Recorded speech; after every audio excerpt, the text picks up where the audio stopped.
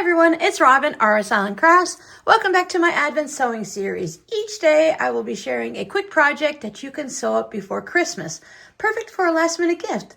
If you like a more detailed tutorial, I'll add a link in the description box to a full step-by-step video. Let's get started. Today I'm going to show you how to make a key fob. This is the key fob that I have on my keychain.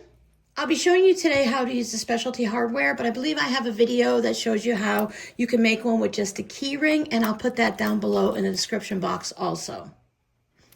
Now you can make your key fob any length you want, but the width is going to be determined by your hardware. If you're just using the key ring, you can make it any width that's going to fit into the size key ring that you have. My hardware is 1 inch wide from here to there.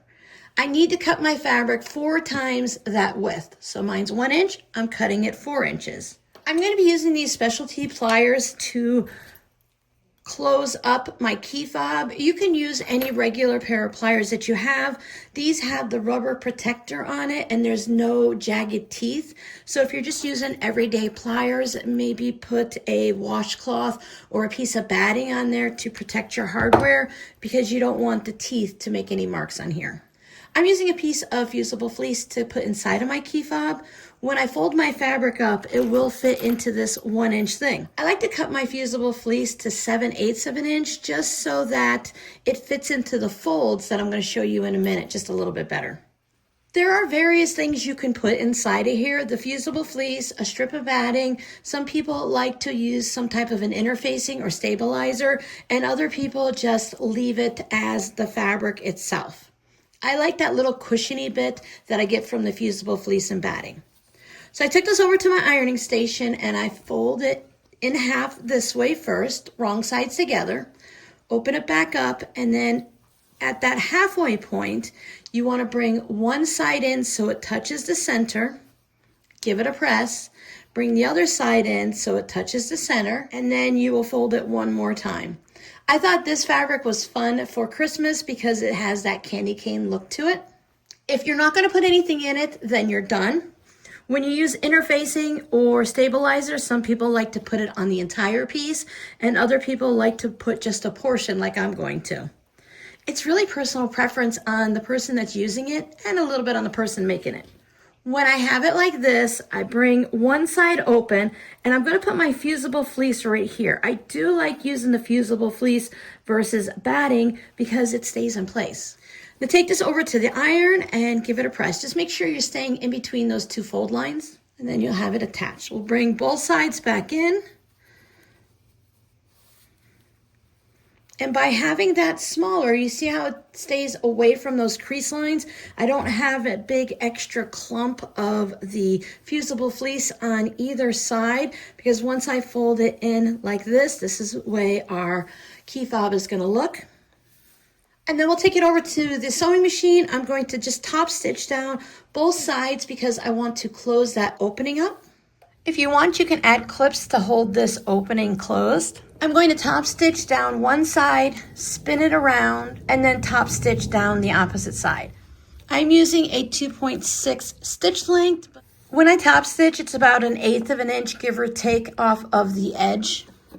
Now I won't have to back stitch on either end because I might need to trim it up a little bit, plus I'm going to be putting it inside the hardware.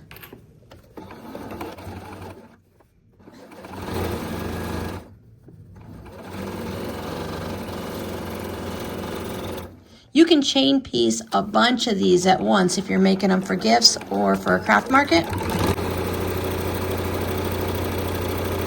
There it is. You can give it a little press if you want. I want my ends to be nice and neat and even and to cut off all of these threads. I just put a ruler down and use my rotary cutter, but you can cut it with scissors.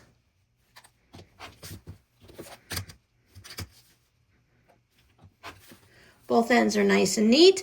I'm going to take it back over to the sewing machine and I'll just stitch these two together so that they stay in place. Nothing too fancy, just enough so that I don't have to struggle to hold these two together while I put on the hardware because I find that part a little bit fiddly and may as well make it a little bit easier on myself. I'm going to use this clear gel tacky glue. I love Alien's tacky glue. It's a really great product.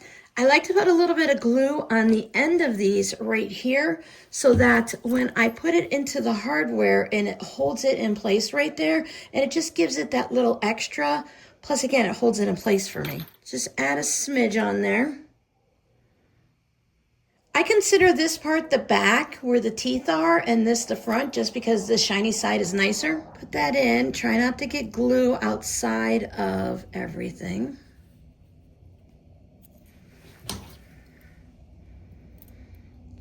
Put my pliers on. Give it a slight crimp just to hold everything and make sure everybody's lined up nice and neat on the sides.